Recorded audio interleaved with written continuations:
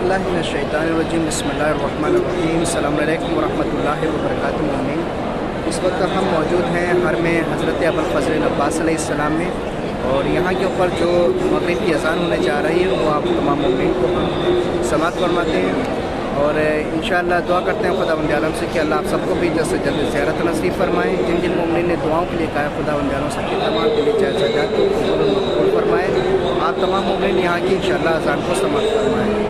یوٹیوب انالیٹکس کے مطابق ہمارے ویورز میں سے 76% لوگوں نے ہمارے چینل کو سبسکرائب نہیں کیا ہے، اور صرف 25% سبسکرائبرز نے ہی بیل آئیکن کو پریس کیا ہے۔ ہم تمام ویورز سے درخواست کرتے ہیں کہ ہمارے چینل کو سبسکرائب کریں اور بیل آئیکن کو پریس کریں تاکہ ہماری لیٹسٹ ویڈیوز آپ تک پہنچ سکیں۔